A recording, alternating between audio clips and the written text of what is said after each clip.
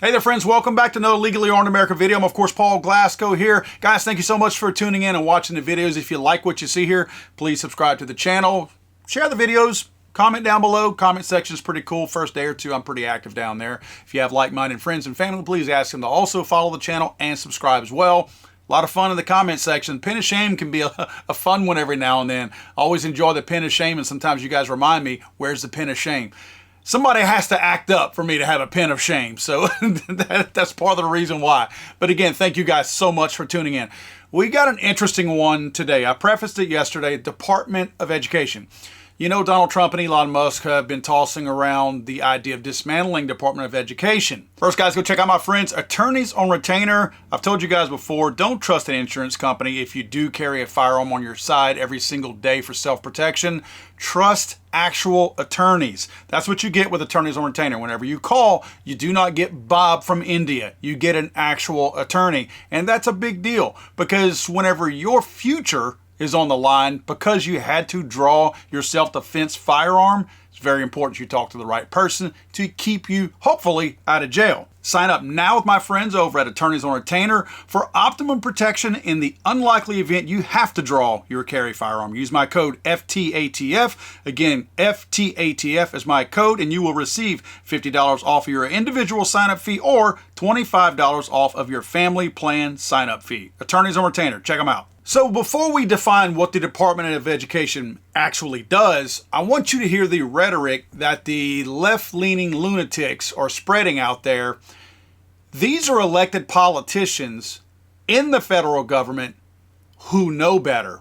And these are the lies that they're spreading regarding dismantling the Department of Education. Check this out. You take education.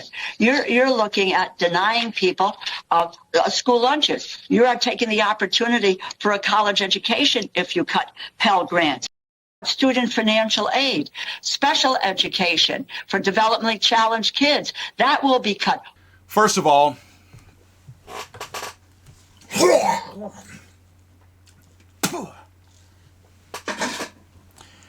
where do they get these people? Is it possible for the Democrats to have any uglier people representing their organization? Again, I've said before, I am not a good-looking person, so I can talk about ugly people, and that, my friends, is an ugly person. That's also a liar. That's a blue-haired liar, and I'm going to tell you why. First, the reason why they're doing this is to get people out there to scream and cry loud enough to get Republicans to talk to Donald Trump, to get Donald Trump to back off of dismantling the Department of Education. Because it is a gravy train, kickbacks across the country. A lot of money moves through the Department of Education. These people simply do not want to lose that. Now, I went and looked at essentially an org chart, and this is a Doge org chart that shows all the different government organizations out there. And I found, of course, in the executive branch, the Department of Education. What I wanted to do was find out if some of the main things that people were complaining about, like this old broad here, if those things were truly not going to exist if for some reason we dismantle the Department of Education. Now, these are the three things that the blue-haired left-leaning lunatic mentioned: denying students school lunches, no opportunity for grants or scholarships, and no help for special education children.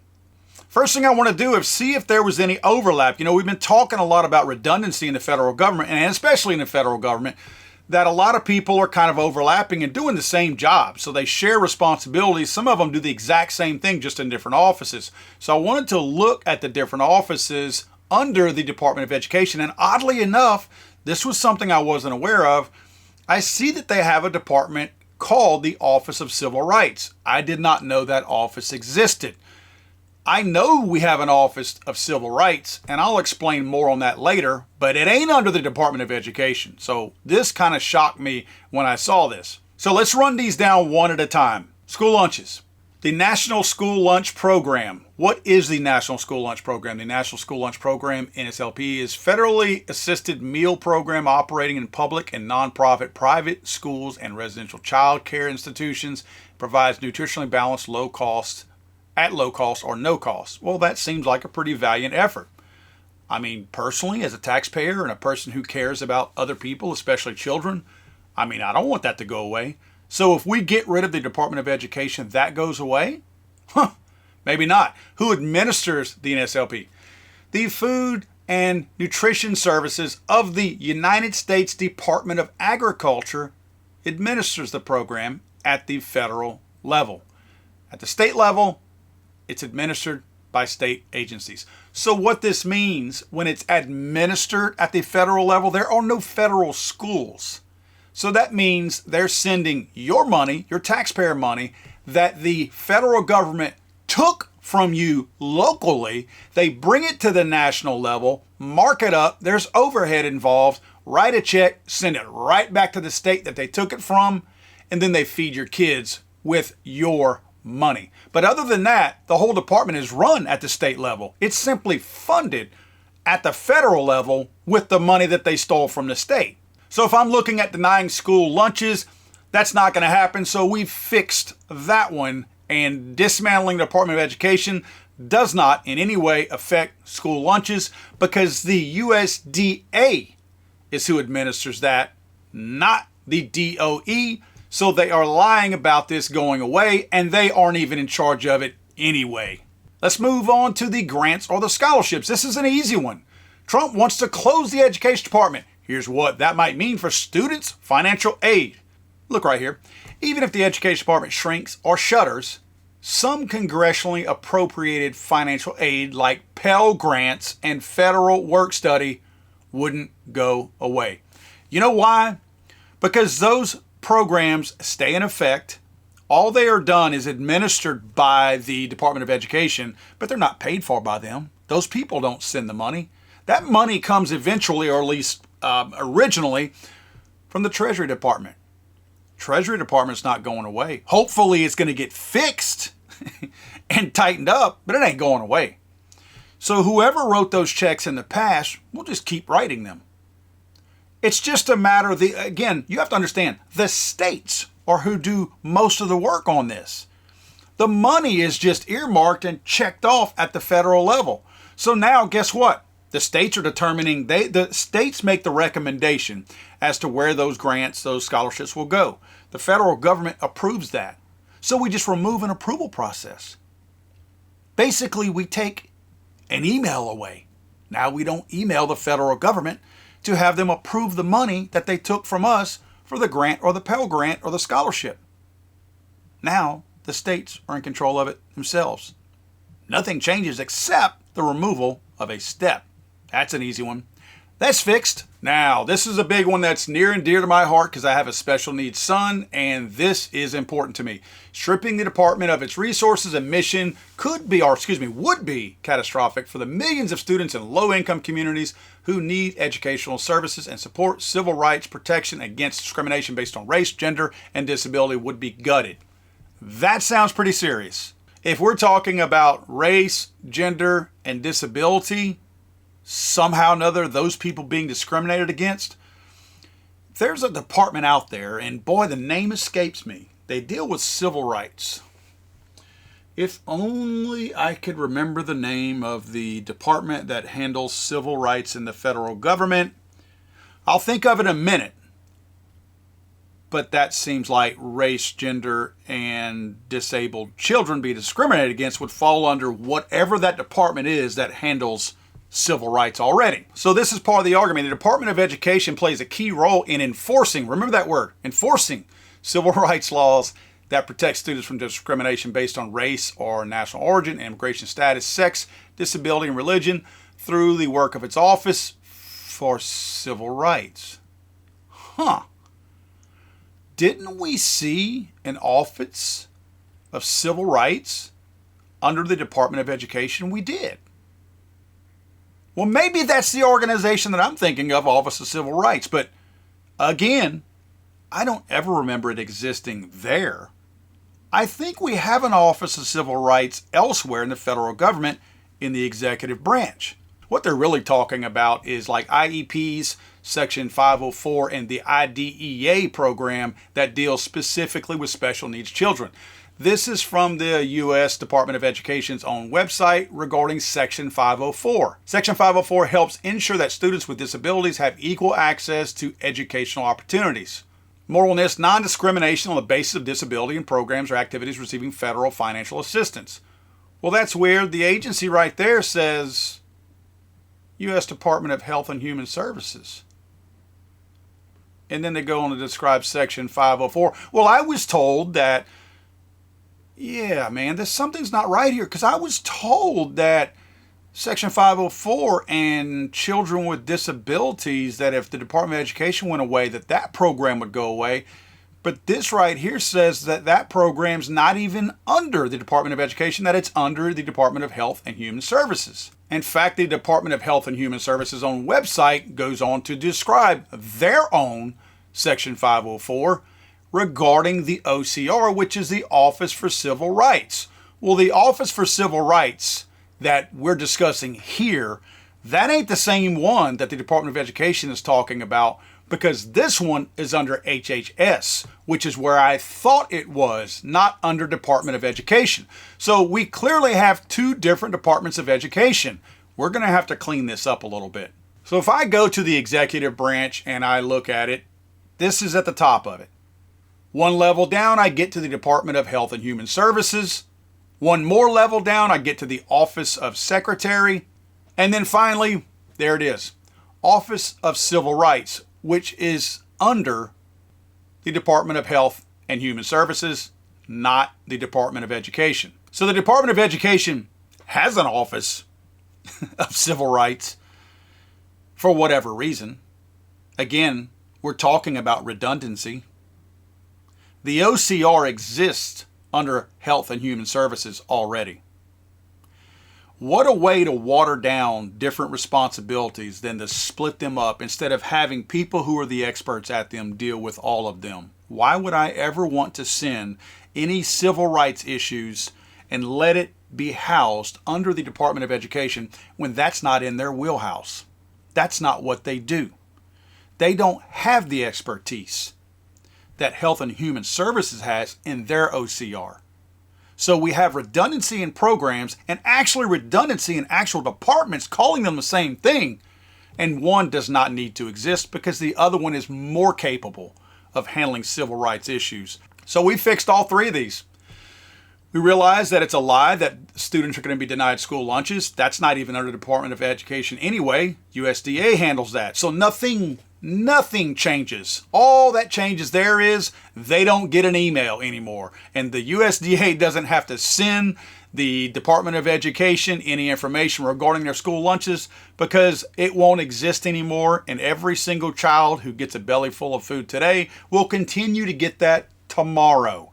No opportunity for grant scholarship. That's a lie. We fixed that because we simply moved that under the Department of Treasury, who's going to be writing those checks anyway. And now the states don't have to ask permission for who they want to give those grants and scholarships to. They simply award them and the Department of Treasury writes the check.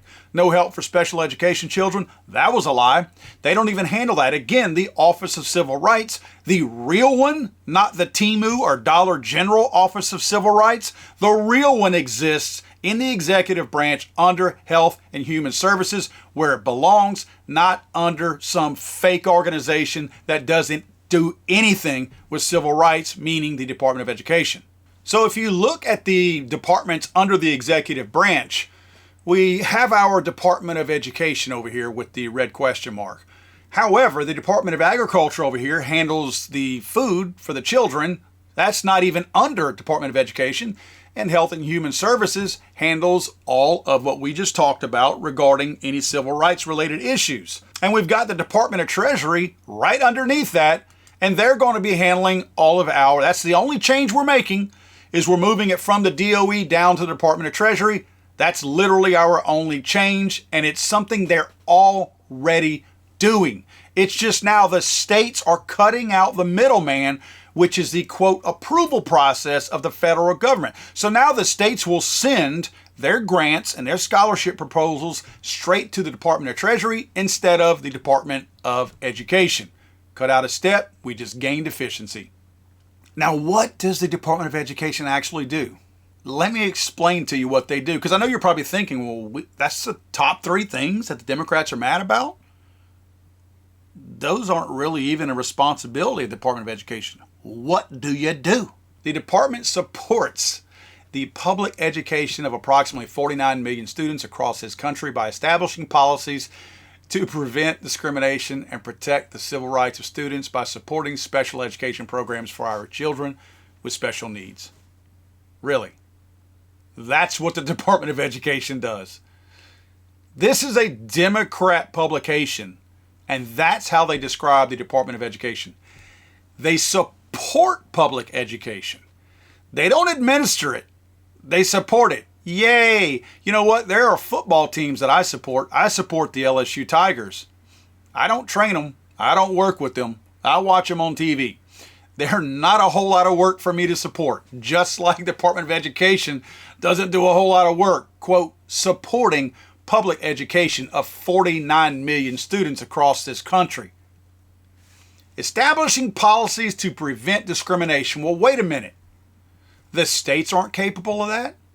Between the Office of Civil Rights and the states, who are already well educated, show of hands to all the state departments out there who deal with civil rights issues, are you really going to sit there and tell me that nobody in your state or in your parish or county has any experience dealing with civil rights issues, and that if the Department of Education goes away, you have no idea what to do, and every single child out there with a disability, a different color skin, a different nationality, that they're suddenly going to be discriminated against because you're too stupid in your own parish or county or state to handle it on your own? I'd be willing to bet all of you men and women do all of the work now, and that all these people do is administer or tweak policy that they then send to you, and you have to read and follow. It's the same stuff you already do. They just tweak, move around commas and periods, and resend the stuff to you to justify their own existence. They don't do anything. It's all done at the state level. All of it. So again, what do these people do? What you do at Initech is you take the specifications from the customers and you bring them down to the software engineers. Yes, that's right. Well, then I just have to ask, why couldn't the customers just take them directly to the software people, huh? Well, I'll tell you why. Because engineers are not good at dealing with customers. So you physically take the specs from the customer? Well, no, my secretary does that, or the fax. So then you must physically bring them to the software people. Well, no. Yeah, I mean, sometimes. What would you say you do here? Let's take a closer look at the Department of Education. They have 4,245 employees nationwide. That's honestly not a lot. You know why? Because they don't have a lot to do. I would have expected way more than 4,200 employees. I honestly thought that number would be so much higher. I was assuming at least a five-figure number, but 4,245, that's not much. But look at the total wages. 596 million. This is just wages. This isn't the lease or the rent. This doesn't include anything else. This doesn't include office supplies, utility bills. That's payroll dollars, almost $600 million to payroll 4,245. That sounds like a lot of money for a small number of people. Well, it is. I picked the first large column that you have under that subordinate offices where it shows payroll dollars. And there's 400, under salary I mean, there's 488 employees who make between $120,000 and $130,000 a year. That's incredible. 488 employees making over $100,000. What about that next high column? That's 461 employees making $190,000 to $200,000 a year, doing who knows what, moving periods and commas around. What about that last column? There's 78 employees making almost $250,000 to do nothing. 78 employees. Can you imagine the waste with these people? Now you see why they're so mad about losing this department. Now I want you to see firsthand what some of these people look like who are on the verge of losing their jobs. I want you to see the look of hysteria when you're this close to Elon Musk or Donald Trump dismantling your little gravy train on biscuit wheels that's doing nothing, because the states are already doing all the heavy lifting. You're doing nothing. You're creating shiny PowerPoint presentations for the states. And I can promise you, when you send them, they're not happy to get them. But this is going to be the look of one of the highest ranking officials in the Department of Education. And this is the look of knowing my job and that big giant fat check that I'm getting might be going away soon. Depending on us to win all the things. NEA, we have to win all the things. All the things. All the things. Our colleagues are depending on us to win all the things. Keep going, NEA. To preserve our democracy, we must win all the things. Delegates, we won't go back. We will keep going forward because we are the NEA. We are the NEA. We are the NEA. All the things. All the things. That's a psycho who's not ready to retire yet and wants to bleed it out and milk the American people just a few more years till she gets to retirement. That is a left-leaning lunatic. That's the look of a person who would do something crazy if they lost their gravy train on biscuit wheels. That's the kind of person I fear when these people dismantle these useless, overlapping organizations out there. Because when they lose that stuff, they saw the judicial system protect bad people for 4 years. It would not surprise me one bit if you saw some of these people doing something out there, and I'm not going to say it because the video will disappear if I say it. I'm not going to say it. But these left-leaning lunatics are about to lose something that they have long cherished, because a lot of people for decades have made money off of these overlapping, useless organizations that don't do anything, and they provide, you know what they provide? Support for all the people actually doing the work. And in this case, it's at the state level. What would you say you do here?